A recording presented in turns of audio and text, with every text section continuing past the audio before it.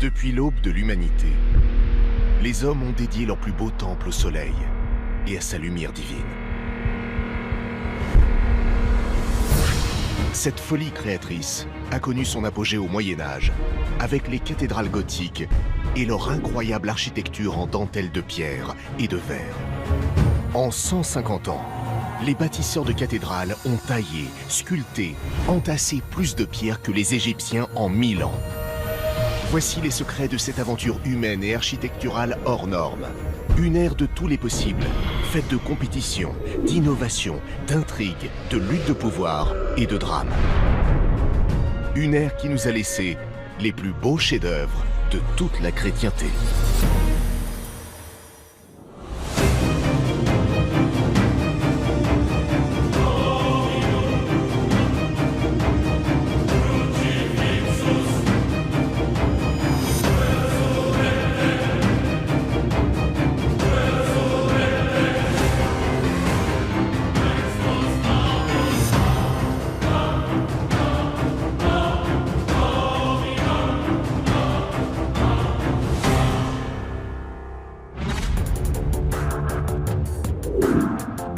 Nous sommes le 21 juin 1144 à Saint-Denis, à 10 km au nord de Paris. Tout le Gotha politique et religieux du royaume, suivi de nombreux fidèles, est venu assister à une inauguration exceptionnelle. L'abbé Suger, qui dirige l'abbaye de Saint-Denis, en a totalement restauré la vieille abbatiale. Le fruit de cette incroyable métamorphose est un chef-d'œuvre inimaginable pour l'époque. Lorsque Suger inaugure l'abbatiale de Saint-Denis, tous les nobles sont là, le roi est là. Et il découvre ce monument exceptionnel, une architecture complètement novatrice. Il y a quelque chose qui est de l'ordre de la stupéfaction. Il découvre une église de lumière. Ça, c'est tout à fait révolutionnaire. Ce jour-là, fier de sa prouesse architecturale sans précédent, l'abbé Suger est persuadé que sa merveille restera inégalée pendant des siècles. Sans le vouloir, il vient au contraire d'inaugurer un art nouveau, que l'on baptisera plus tard gothique, en référence à ses origines françaises. L'art gothique, c'est un art révolutionnaire. On construit plus haut, on construit plus large, on construit mieux, de façon plus efficace. Et donc c'est un véritable univers esthétique et spirituel qui se met en place à cette époque. Pourtant, cette fabuleuse aventure humaine et technique a bien failli ne jamais voir le jour. Pour réaliser son église idéale, Suger a d'abord dû vaincre les lois de la pesanteur, grâce à des innovations comme la croisée d'ogives.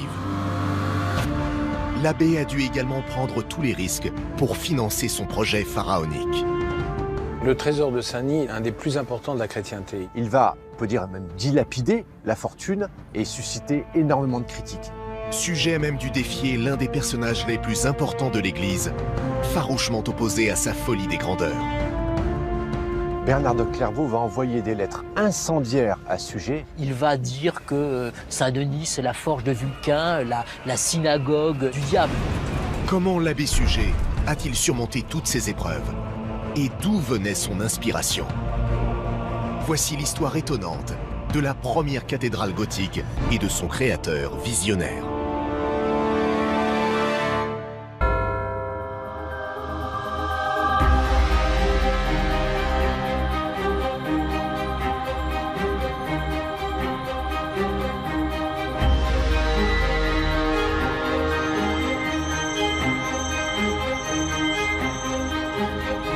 À l'aube du XIe siècle, Saint-Denis est une église monumentale adossée à l'abbaye du même nom. Située à une dizaine de kilomètres au nord de Paris, le site doit sa renommée à l'un des plus puissants mythes de la chrétienté. Saint-Denis fait référence à ce saint missionnaire chrétien du IIIe siècle, martyrisé par les Romains. On lui aurait coupé la tête sur la butte Montmartre et il serait venu avec sa tête dans ses mains, conduit par un ange et une lumière céleste, jusqu'ici, à cet endroit. L'église honore le lieu où Saint-Denis aurait déposé sa tête, qu'il aurait transportée après sa décapitation. On a construit par la suite une première église au IVe siècle, puis ensuite l'église qui a donné lieu ensuite à l'enterrement des rois et des reines de France. Cette volonté des rois de France d'être inhumés au plus près du saint confère progressivement une dimension politique à l'abbaye. Au XIe siècle, elle est même le centre névralgique du pouvoir royal. Car celui qui la dirige, l'abbé Adam, est également Premier ministre du roi de France, Philippe Ier. Saint-Denis, c'est le fief du roi, territoire directement contrôlé par le roi, au cœur du royaume. Le roi gouverne avec le conseil des prélats, alors les évêques, les grands abbés. Mais il gouverne un royaume ravagé par les guerres féodales incessantes et la misère qui en découle. Au cours du Xe siècle, le pouvoir royal s'est petit à petit effrité au profit de toute une mosaïque de seigneuries, de fiefs qui sont autant de rivaux pour le roi de France. Les seigneurs locaux n'ont qu'une idée, c'est grignoter en quelque sorte le pouvoir royal. Ces conflits armés qui sèment la mort aux quatre coins du royaume de France durent depuis si longtemps qu'ils ont fini par plonger les Français dans un profond désespoir. L'homme médiéval, l'homme du XIe siècle, c'est un homme qui est un homme inquiet. Il a vécu dans les famines, dans les guerres, dans des situations telles que sa foi en est ébranlée et il a le sentiment que Dieu l'a abandonné. Beaucoup pensent que ces tragédies qui frappent leur terre ne sont que les prémices de l'Apocalypse annoncé par la Bible dans l'Évangile de Saint Jean. Depuis l'an 1000, partout dans le royaume, des prédicateurs répandent cette terreur mystique de l'avènement du jugement dernier. Le jugement dernier va arriver, chacun en est conscient, il faut se préparer à ce moment. Le peuple est persuadé, il vit en tout cas dans l'attente de la fin du monde. C'est dans ce climat de chaos que naît Sujet, que l'on prononce parfois Sugère. L'histoire n'a pas retenu son prénom. Et pourtant, quel incroyable destin que celui de cet homme qui va gravir tous les échelons des pouvoirs politiques et spirituels en seulement 40 ans, avant d'écrire l'une des plus glorieuses pages de l'architecture médiévale.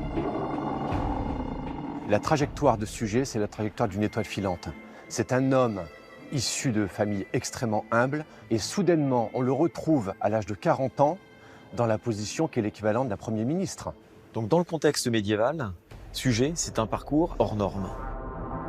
Pourtant, lorsque Sujet voit le jour en 1081 à Chennevières-les-Louvres, un petit bourg proche de Paris, rien ne le prédestine à ce parcours extraordinaire. Sujet est issu d'une famille relativement modeste. Ses parents sont sans doute des laboureurs de la région du nord de l'Île-de-France. Sujet n'a que 10 ans lorsque sa mère disparaît tragiquement, victime d'une épidémie de grippe qui ravage les alentours de Paris. Ses deux frères et lui se retrouvent seuls avec leur père. Une charge bien trop lourde à assumer pour ce dernier, qui prend alors une décision qui va bouleverser le destin de son fils.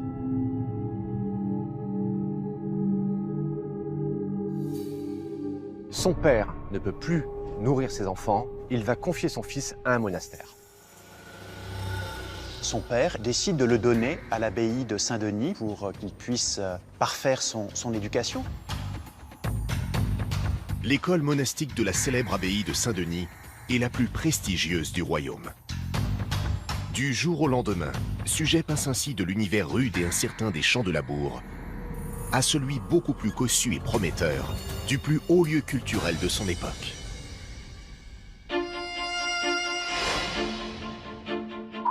Les abbayes ont auprès d'elles des bibliothèques qui sont les seuls lieux d'accès au texte. Le texte circule peu, parce qu'il n'y a pas d'imprimerie, et les endroits où on les copie et où on les conserve, ce sont les monastères. Donc on ne peut pas devenir un intellectuel brillant si on n'est pas formé dans les lieux où on a accès à ces manuscrits. La chance de la vie, si on peut dire, de Sujet, c'est de rentrer comme oblat, comme futur moine à Saint-Denis, un jeune garçon qui est sans doute très intelligent, et sans formation, peut-être il n'aurait pas pu donner ce qu'il a donné par la suite. Élève modèle, Sujet adopte très vite les codes et les usages de son nouveau monde. Dans un premier temps, il aide activement aux différentes tâches de l'abbaye, puis apprend à lire, à écrire et à compter avec une rapidité qui surprend ses éducateurs. Saint-Denis, c'est un peu une pépinière de talent. Et Sujet fait partie de ces élèves qui sont tout de suite détectés par leurs professeurs comme étant exceptionnels. Si la renommée de Saint-Denis est exceptionnelle, c'est parce que son immense bibliothèque rassemble tous les livres importants de l'époque. Théologie, architecture, philosophie. Le garçon est émerveillé par les milliers de manuscrits qu'il découvre. Alors lorsque le jeune sujet, dans la bibliothèque de Saint-Denis, s'intéresse aux ouvrages, il a sans doute été attiré par ceux qui traitaient de la question de la lumière, qui était un thème fondamental pour la pensée du XIIe siècle. Cette passion de l'adolescent pour la lumière s'explique sans doute par sa formation ecclésiastique. Comme tous les novices, Sujet passe des heures à étudier la Bible. Or, à ses yeux, l'actuelle demeure du Seigneur ne ressemble en rien aux descriptions qu'il a pu en lire dans le livre saint. Quelle que soit la beauté de l'abbaye romane de Saint-Denis, il finit par se convaincre qu'elle n'est pas digne du Créateur. D'autant que Saint-Denis présente un inconvénient majeur. L'absence de grandes fenêtres contraint les prêtres et les moines à utiliser d'importantes quantités de bougies pour s'éclairer. Autant de bombes à retardement capables de dévaster tout l'édifice, ainsi que les quartiers voisins.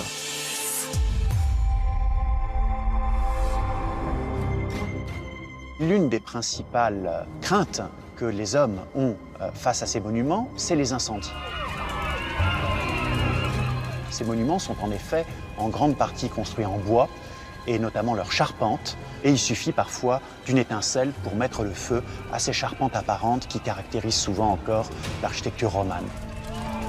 Risque d'incendie, sécurité des fidèles insuffisante, faible luminosité. Comment remédier à tous ces problèmes sans renoncer à offrir à Dieu la plus belle des demeures? Comment faire passer la maison du Seigneur de l'ombre à la lumière pour sa plus grande gloire? Pour le moment, Sujet ne trouve pas la réponse dans les traités d'architecture de l'abbaye. Mais petit à petit, l'adolescent se prend à rêver de trouver un jour la solution pour réunir le Créateur et ses serviteurs dans une cathédrale de lumière et de magnificence jamais égalée. Dans son désir de rénovation et de restauration de l'Église, Sujet est hanté par l'idée de faire en sorte que son Église ressemble à la Jérusalem céleste. C'est dans ses lectures bibliques, et plus précisément dans le livre de l'Apocalypse écrit par Jean l'Évangéliste, qu'il a trouvé la description de cette Jérusalem céleste. Une vision idéalisée de la demeure du Seigneur, l'Église parfaite, universelle, à la fois immense et baignée de lumière, où seuls les êtres purs auront leur place. La Jérusalem céleste, décrite dans l'Apocalypse dans des termes extrêmement précis. Une cité sainte avec ses murailles d'or, avec ses murailles parées de pierres précieuses. Une demeure de lumière. Eh bien, cette Jérusalem céleste, c'est le modèle de Sujet pour l'Église de ses rêves sur terre. Pour l'heure, même si le jeune homme en avait le pouvoir et les moyens financiers, il lui serait de toute façon impossible de transformer son rêve en réalité. Si l'on en croit les mesures mentionnées dans la Bible, les dimensions de cette Jérusalem céleste sont 4 à 5 fois supérieures aux plus hautes cathédrales romanes de l'époque. Il se trouve que dans l'Apocalypse, il y a de nombreux chiffres qui permettent d'évaluer la taille de cette Jérusalem céleste, en particulier les 144 pieds, qui constituent donc une mesure idéale. Qui représente dans l'Apocalypse les 144 000 personnes sauvées. On va avoir le chiffre 40, qui est l'addition de 28 cycles lunaires et de 12 cycles solaires. Et ce chiffre 40, on le retrouve par exemple dans les 40 piliers de la cathédrale de Reims, ou bien dans la longueur du transept Notre-Dame de Paris. Pour construire une église aussi monumentale, Sujet a besoin d'une nouvelle technique qui lui permettra de quadrupler la hauteur de la nef. Sans elle, ce passage de l'ombre à la lumière qu'il désire tant restera une chimère. Ce que Sujet ne peut deviner, c'est que la Providence travaille pour lui en coulisses. Toutes les conditions nécessaires à l'accomplissement de son grand œuvre sont en train de se mettre progressivement en place. Car en étudiant dans la plus prestigieuse école monastique du royaume, le jeune homme fait successivement 2 rencontres déterminantes pour son avenir et celui de Saint-Denis. La première, c'est celle de l'abbé Adam, premier ministre du roi Philippe Ier. Autrement dit, l'un des hommes les plus influents et les plus puissants du royaume. Donc l'abbé Adam, c'est un personnage extrêmement important pour l'abbaye de Saint-Denis. Il est responsable administratif, il gère les domaines de l'abbaye et également il est responsable de l'instruction des jeunes moines, notamment Sugère. L'abbé Adam apprécie la personnalité et les qualités intellectuelles de son novice. C'est sans doute pour cette raison qu'il voit d'un bon œil son amitié naissante avec un autre étudiant de l'abbaye, le propre fils de Philippe Ier et futur roi de France, Louis VI. Dans l'itinéraire de Suger, il y a des rencontres providentielles. La première, il l'a fait à son plus jeune âge, lorsqu'il croise le futur roi Louis VI, qui est un jeune homme comme lui, qui pendant un certain temps est éduqué à Saint-Denis. A priori, rien ne prédisposait Suger, originaire d'une famille relativement modeste, de devenir l'ami du roi. Il se trouve qu'ils ont été camarades d'école, comme nous dirions aujourd'hui, dans les années 1090. D'un côté, l'abbé Adam, de l'autre, le futur roi Louis VI. Aussi bien entouré et fort de capacités intellectuelles exceptionnelles, Suger a toutes les cartes en main pour connaître une ascension fulgurante. Nous sommes en 1112. Les années ont passé, au cours desquelles Suger n'a cessé de confirmer tous les espoirs que l'on a placés en lui. L'abbé Adam a compris depuis longtemps qu'il tenait là un possible successeur.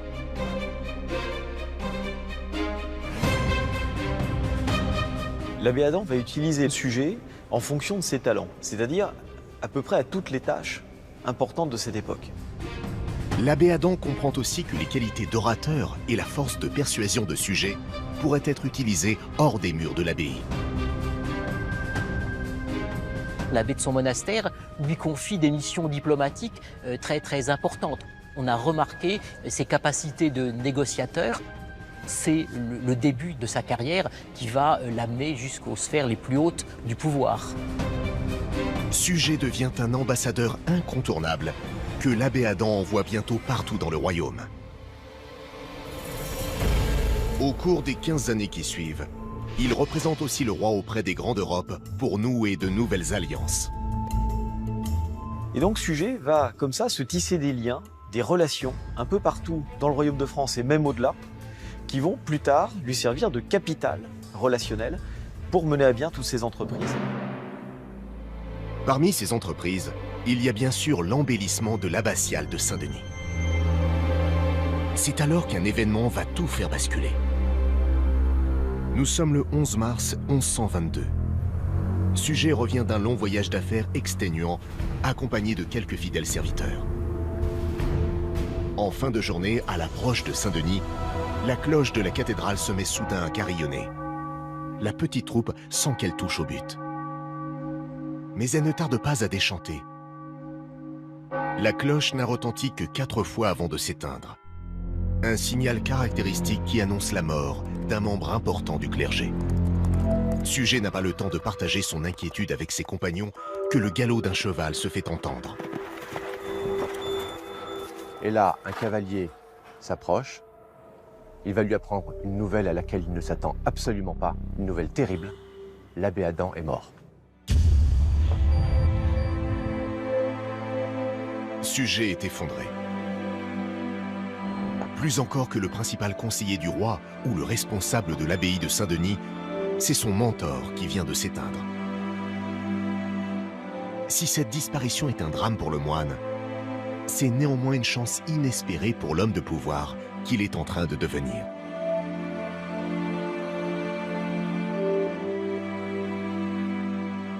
Le charisme et le talent de Suger font qu'il est le successeur tout naturel de l'abbé Adam, et lorsque celui-ci décède, il est élu à la tête de l'abbaye. Suger devient donc abbé à son tour. Il hérite ainsi de toutes les charges dévolues à cette fonction, dont la gestion de l'abbatiale de Saint-Denis. Ça semble être finalement assez cohérent parce que l'abbé Adam lui avait déjà donné un certain nombre de missions où il s'était révélé un excellent orateur et il avait conquis un peu tous les évêques, et donc c'est quelque chose d'extrêmement important.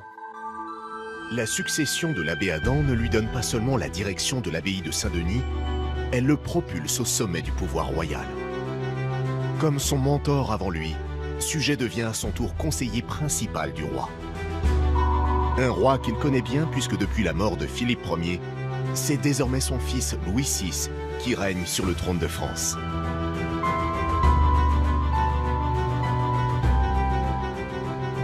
Il ne faut pas oublier que Louis VI, alors qu'il n'était pas roi, était l'ami d'enfance de Suger. Et en tant que conseiller, il va avoir un poids considérable sur les décisions politiques du nouveau roi.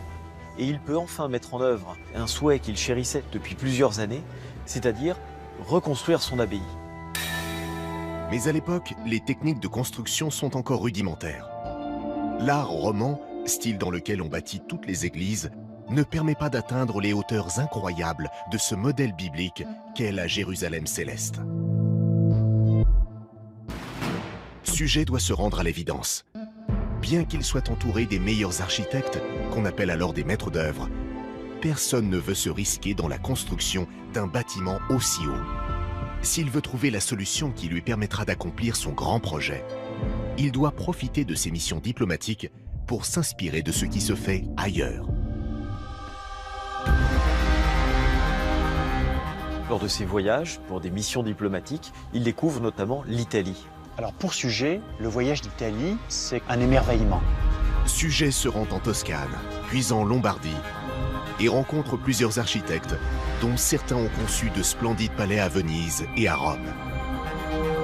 Ces voyages lui permettent de découvrir de nombreuses innovations techniques qui l'aideront bientôt à réaliser son rêve.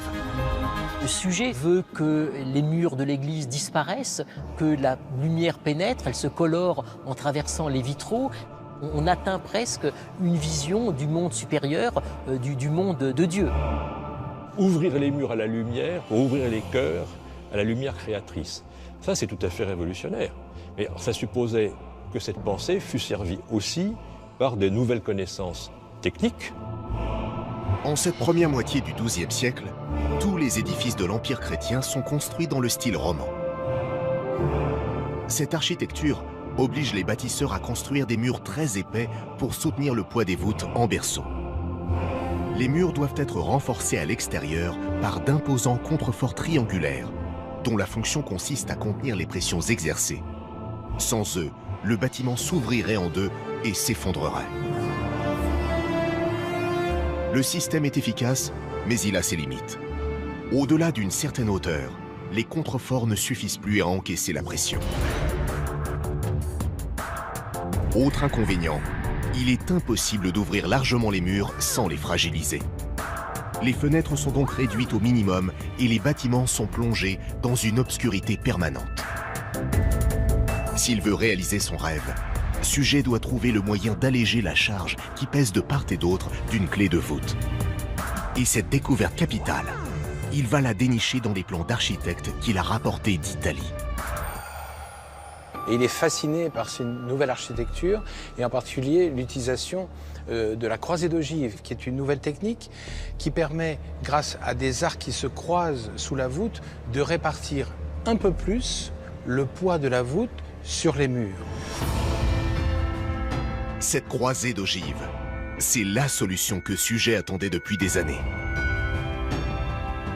Jusqu'ici, le poids d'une voûte ne reposait que sur deux murs pleins qui encaissaient toute la pression.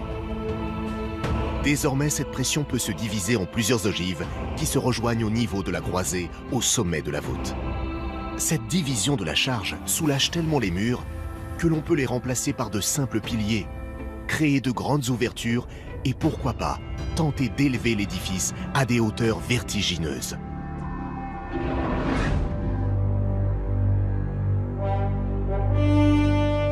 Suger a peut-être trouvé la solution pour créer son chef-d'œuvre. Et grâce au trésor de Saint-Denis, il dispose de moyens financiers colossaux. Il va donc pouvoir aller vite.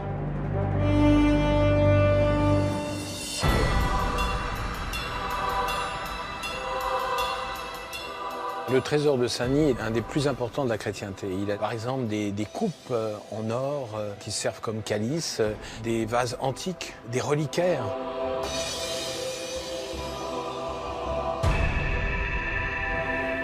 Des objets qui sont avant tout des objets liturgiques, mais qui sont en quelque sorte des réserves monétaires. C'est un trésor inestimable. Donc lorsque Suger se trouve propulsé à la tête de Saint-Denis, il est à la tête de quelque chose auquel il n'aurait jamais pu imaginer accéder. Suger ne peut évidemment pas mettre à la vente tous ces objets sacrés. Mais il a l'idée de s'en servir pour financer indirectement son projet. L'abbé sait en effet que les fidèles sont prêts à payer pour les approcher, voire les toucher. Surtout les reliques des saints, dents, crânes ou fragments d'os.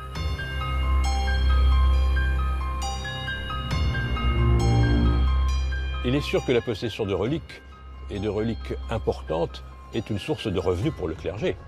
Parce que celles-ci attirent les fidèles, et ils viennent toujours faire une offrande pour accompagner leurs prières. Ces offrandes pourraient devenir particulièrement juteuses pour les caisses de Saint-Denis. Mais il y a un problème. La plupart de ces objets du culte et des reliques sont en mauvais état ou mal présentés. Suger va reprendre les anciens objets de culte, il va les retravailler pour en faire des véritables joyaux. Naturellement, cette entreprise coûte très cher. Pour que l'investissement soit rentable, il faut donc avoir la certitude qu'il générera un maximum de dons. Là encore, l'imagination de Suger fait des merveilles. Pour attirer les fidèles et leurs oboles, il ose ce que personne n'avait fait avant lui, transformer la messe en spectacle grandiose. Mais il va aussi profondément rénover le service liturgique. C'est-à-dire que la messe, pour lui, ça va être un lieu véritablement de théâtralisation du service divin. Et l'ambitieux abbé ne s'arrête pas là. Si les plus humbles sont prêts à payer pour profiter d'un tel spectacle, les riches peuvent le faire eux aussi. Il suffit de les solliciter en flattant leur ego. Un grand projet suppose des mécènes, enfin nous le voyons bien aujourd'hui, et quand il organise les cérémonies de consécration, il invite tout ce que le royaume compte de puissants, et il n'oublie jamais de les faire passer devant le tronc. Nous sommes en 1135. Les caisses sont maintenant pleines. La restauration de l'abbatiale et sa transformation en Jérusalem céleste peuvent commencer. Plus de 40 ans après son arrivée à Saint-Denis, l'abbé Suger donne enfin le coup d'envoi du projet de sa vie, celui dont il rêve depuis l'adolescence. Et il décide de reconstruire la façade de l'ancienne église carolingienne, alors qu'il a un âge finalement avancé pour l'époque, qui est de 55 ans. Et il va aller très vite. Et ce qui se met en route à Saint-Denis à ce moment-là, c'est un formidable chantier. Très vite, il faut se préoccuper des sources d'approvisionnement en pierre, en bois et dans les autres matériaux. Et pour tout cela, heureusement, l'abbé Suger bénéficie de domaines sur lesquels il va pouvoir trouver une grande partie de ses matériaux de construction. Avec les meilleurs artisans du temps, bien payés, et donc un chantier où Suger va dépenser sans compter pour avoir ce qu'il y a de plus beau. Cette nouvelle façade monumentale doit abriter le narthex, que l'on appelle également l'avant-nef. C'est la vaste pièce intermédiaire où l'on accueille les pèlerins qui se répartissent ensuite dans la nef.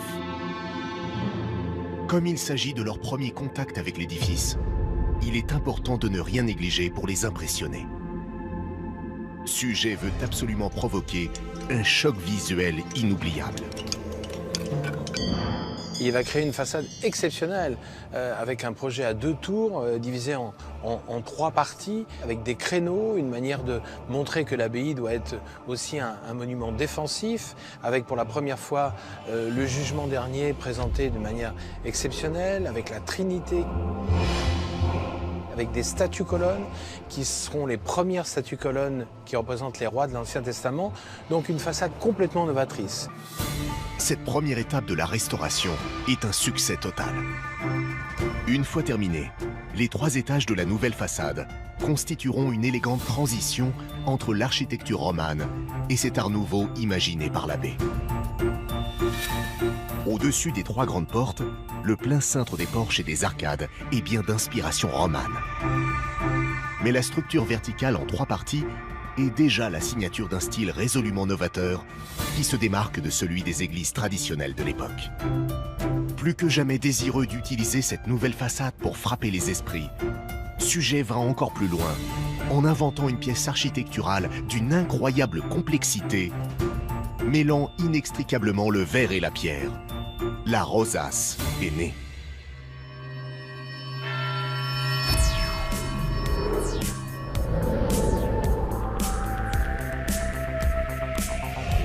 On a pour la première fois le sentiment que l'Église, l'édifice religieux devient un véritable théâtre, le théâtre d'une expression de tout ce qu'il y a de beau. Car les vitraux sont absolument extraordinaires, ils laissent passer une lumière faite de bleu, d'or, de vert qu'on n'avait jamais vu jusqu'auparavant. Si les vitraux colorés ne sont pas nouveaux, l'abbé Suger trouve malgré tout le moyen d'innover une fois encore, en créant une nouvelle couleur bleue qui portera son nom. On l'obtient par une manipulation chimique particulièrement coûteuse, au cours de laquelle on fusionne de la silice et du nitrite dans d'immenses fours spécialement créés pour l'occasion, capables de monter jusqu'à 1500 degrés. La mélasse qui en ressort est ensuite teintée de bleu grâce à l'ajout de cobalt. Cette innovation résume à elle seule la folie des grandeurs qui anime alors l'abbé, qui ne recule décidément devant rien pour réaliser son grand œuvre. La construction des verres, des vitraux ont coûté 3 à 4 fois plus cher que la construction en pierre. C'était considérable à cette époque. Paradoxalement, cette rosace qui symbolise aujourd'hui encore toute la somptuosité de l'art gothique n'est pas du goût de tout le monde. Alors que personne ne sait encore à quoi ressemblera l'abbatiale de Saint-Denis une fois la restauration terminée, l'imagination sans limite de l'abbé Suger se heurte de plein fouet au conservatisme ambiant. Il faut voir que les innovations apportées par Suger sont absolument révoltantes dans un monde qui est comme figé. Les gens sont habitués à un certain code d'architecture et soudainement cet homme-là vient et bouscule tout. Pire encore, Suger commet 2 erreurs qui provoquent une telle levée de boucliers dans l'opinion que la suite de la restauration s'en trouve menacée. La première de ces erreurs relève du péché d'orgueil, difficilement excusable pour un homme d'église. L'abbé Suger, qui a construit cette façade de 1135 à 1140, cet avant-neuf, s'est fait représenter au moins 2 reprises, et en particulier au pied du Christ en jugement dernier, et puis s'est fait représenter également dans le vitrail de l'Annonciation, au pied de Marie, et pour éviter qu'on l'oublie, au-dessus de sa tête, il a fait inscrire « Sugerius abbas, Suger abbé ».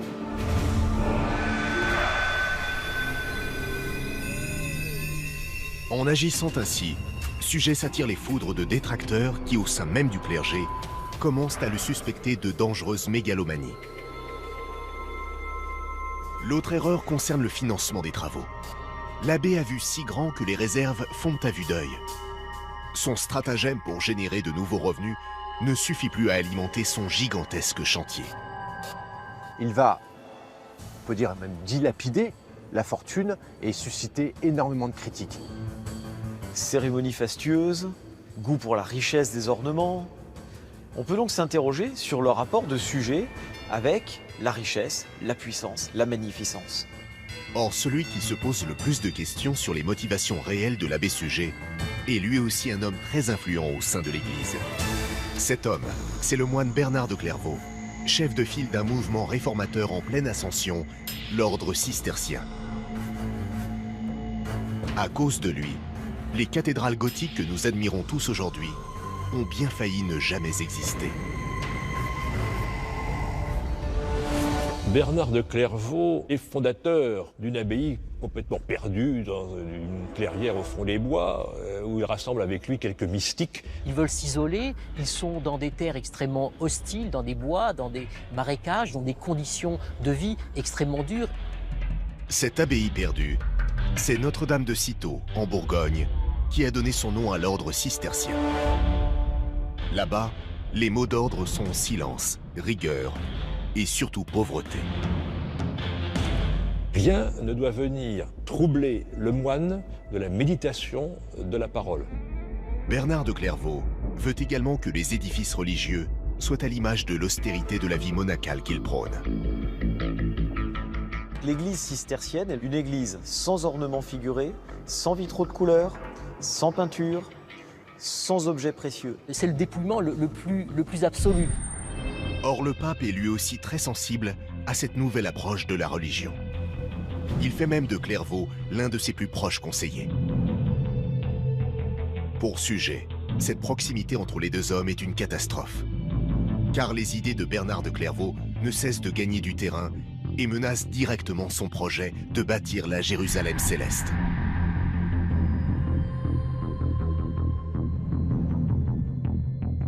La vie religieuse de l'époque est subordonnée à l'austérité et l'intimité.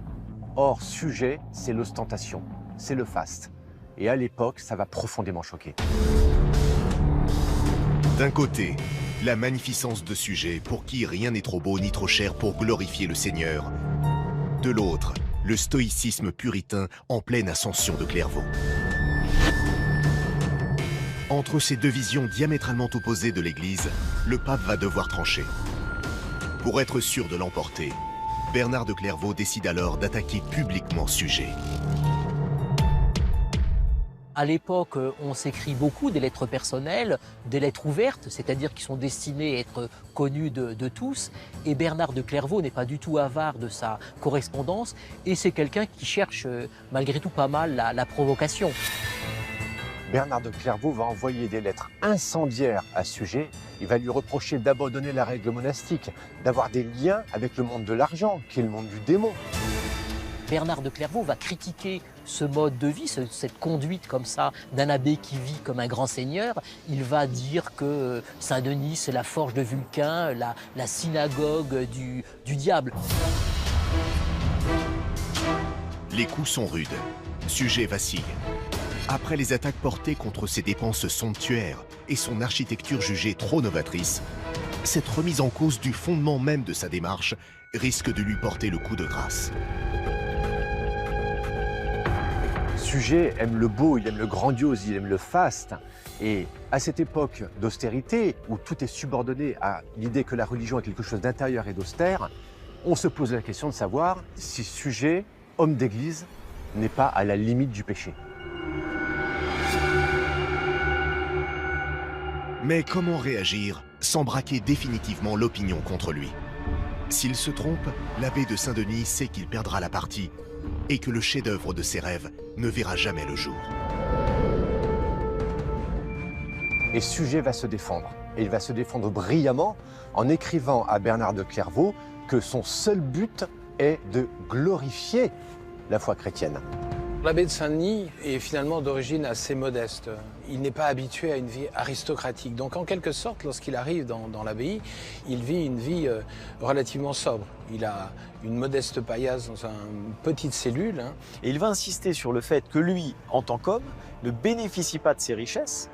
C'est sa communauté, son église, et à travers elle, l'église avec un grand E, la communauté des croyants qui bénéficie de ses richesses. Donc lorsque Suger transforme et investit autant d'argent, c'est pas pour lui-même, c'est pour son Dieu. Pour apaiser les tensions, Suger décide de faire un geste symbolique afin de montrer à Bernard de Clairvaux qu'il souscrit lui aussi à sa cause. Pour ça, il impose aux moines de Saint-Denis la même rigueur et la même austérité que celles qui sont en vigueur à l'abbaye Notre-Dame de Cîteaux. Les choses vont un petit peu se calmer parce que Suger va entreprendre une réforme, c'est-à-dire sans doute lui-même s'appliquer à un mode de vie beaucoup plus simple, et également aussi pour les moines. Insister davantage sur la pratique du jeûne. On peut dire qu'il va plutôt appliquer des demi-mesures en quelque sorte. Donc ça, c'est quelque chose qui suffit finalement à convaincre Bernard de Clairvaux. C'est un coup de maître. Maintenant que son principal détracteur s'est rallié à sa cause, l'avenir se dégage enfin pour l'abbé Suger. Mais cette menace à peine écartée, une autre surgit aussitôt. Nous sommes en 1137. À 56 ans, Suger perd l'un de ses alliés les plus fidèles en la personne du roi Louis VI. Son ami d'enfance, avec lequel il partageait son désir de bâtir un jour la Jérusalem céleste de la Bible, vient de s'éteindre, frappé par la maladie. Or, son fils Louis VII ne partage pas l'engouement de son père pour l'architecture ecclésiastique. S'opposera-t-il à l'achèvement des travaux de Saint-Denis? Suger ne peut l'exclure et comprend qu'il doit faire vite. Une course contre la montre s'engage alors pour finir au plus tôt la restauration de l'abbatiale. D'autant que la prochaine phase est aussi la plus critique. Après la réussite de sa façade, c'est maintenant qu'il va savoir si les innovations techniques découvertes en Italie sont aussi géniales qu'il le croit. Sujet fidèle à son rêve grandiose, voit toujours plus haut. Il faut que la nef se dresse véritablement vers le ciel le plus haut possible, avec les risques que ça comporte naturellement d'effondrement. Pour élever la cathédrale à des hauteurs jamais atteintes, les maîtres d'œuvre de Suger ont l'idée de systématiser l'utilisation de l'arc-boutant. Cette innovation récente permet de prendre appui à plusieurs mètres de l'édifice, plus loin que les anciens contreforts. Les arcs-boutants peuvent ainsi encaisser les pressions plus importantes imposées par des murs plus hauts. Ce sont des arcs de pierre qui soutiennent les murs, en quelque sorte, qui absorbent la poussée des voûtes. Et ainsi, grâce à ce procédé, les murs ne seront plus porteurs et seront remplacés par du vitrail. Le génie de Suger est d'avoir combiné l'utilisation de ces arcs-boutants à l'extérieur avec les croisées d'ogives à l'intérieur de la nef. Contrairement aux anciennes voûtes en berceau qui répartissent la charge sur les deux murs latéraux, la croisée d'ogive permet de répartir le poids de la voûte sur plusieurs arcs qui se croisent en son sommet.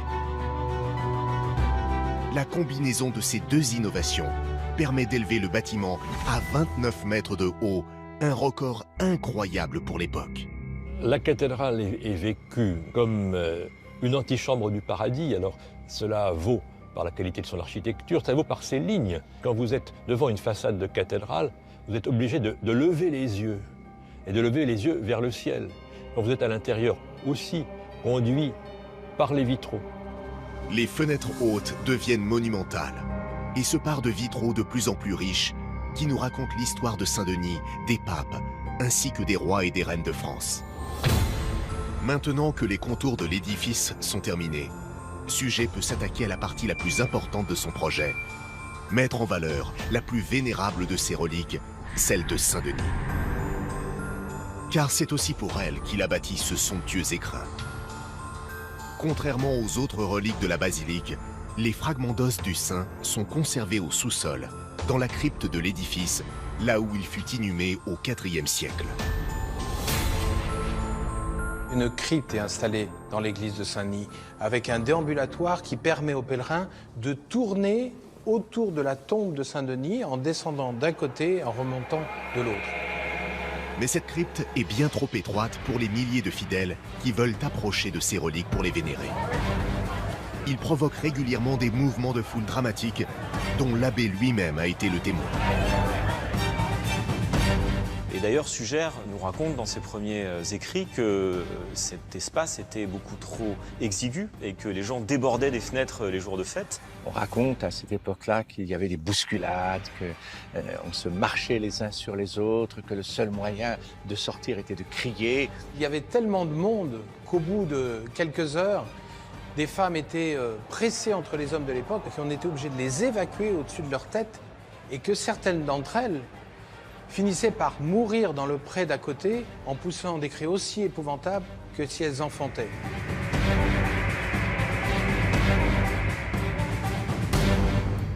Comment remédier un tel problème d'espace? Comment faire pour que des milliers de pèlerins puissent vénérer les reliques de Saint-Denis dans un lieu à la fois sécurisé et suffisamment ouvert? Suger et ses architectes trouvent bientôt la solution. La construction d'un chevet, un lieu surélevé situé dans le cœur de la cathédrale. Et Suger va surélever son chevet d'environ 3 mètres par rapport au niveau de la nef. L'objectif de l'abbé Suger, c'est que dès l'entrée de l'église, on doit voir les reliques qui précédemment étaient dans la crypte sombre et qui cette fois sont en pleine lumière, visibles de tous. Suger répond ainsi aux attentes du peuple chrétien qui veut voir, qui veut toucher, qui veut baiser les reliques. Et c'est une grande nouveauté. Les fidèles sont associés à ce qu'il y a de plus sacré au sein de l'Église. L'abbé Suger a 63 ans lorsque l'œuvre de sa vie s'achève au début de l'année 1144. Mais avant d'entrer en fonction, un bâtiment religieux se doit d'être consacré par les autorités de l'Église. Cette consécration marque en quelque sorte l'inauguration officielle du nouveau site. Pour Suger, celle de Saint-Denis doit absolument laisser une trace dans les livres d'histoire. Fidèle à la folie des grandeurs qui l'animent depuis le début des travaux de restauration, il décide naturellement de faire, une fois encore, les choses en grand.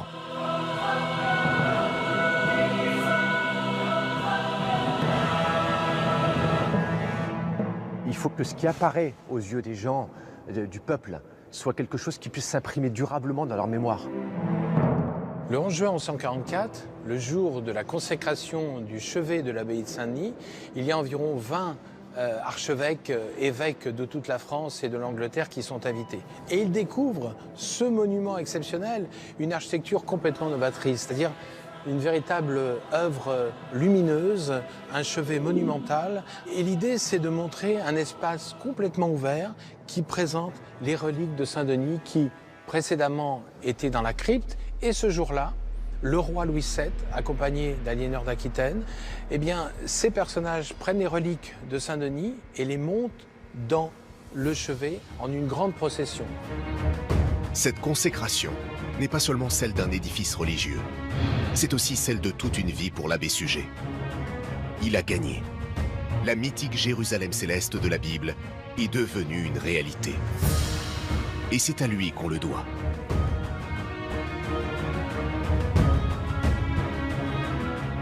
Ce qui a frappé les contemporains, c'est la lumière. C'est la dématérialisation du monument. C'est le fait que la surface portante se réduit. Dans les temples de l'Égypte ancienne, les murs, les piliers représentent 35% de la masse de pierre mise en œuvre. Ici, on est à 10%, quand les cathédrales deviennent vraiment des structures de lumière. L'autel que l'on peut admirer aujourd'hui a été restauré au XIXe siècle. Mais les 3 reliquaires, ruisselants d'or et d'argent, qui contiennent les ossements des saints, sont les mêmes que ceux du temps de l'abbé. Avec l'édifice lui-même, ses dimensions hallucinantes et ses vitraux magistraux, il nous donne une idée du choc visuel sans précédent qu'ont pu ressentir les fidèles en y pénétrant pour la première fois. Lorsque les gens découvrent Saint-Denis, ils n'en croient pas leurs yeux, tout simplement parce que dans les siècles précédents, ils avaient l'habitude de voir des édifices extrêmement intimes, des édifices religieux dans lesquels tout était centré vers l'intériorité. Et là, ils découvrent un édifice tout entier dévoué à la lumière.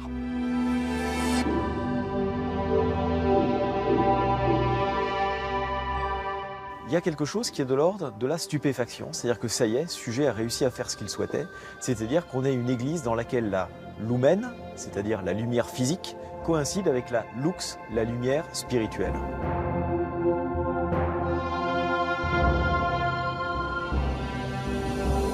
L'histoire n'a pas retenu le nom de l'architecte en chef de l'abbé Suger, l'homme qui lui a permis de concrétiser son rêve le plus fou. Cet oubli deviendra une constante de toutes les cathédrales à venir, généralement signée du nom d'un évêque. Une façon peut-être de reconnaître qu'à l'instar de l'abbé Suger à Saint-Denis, chacune de ces merveilles monumentales est d'abord le fruit d'une vision et d'une ténacité hors du commun, celle du commanditaire qui l'a rêvé avant tous les autres.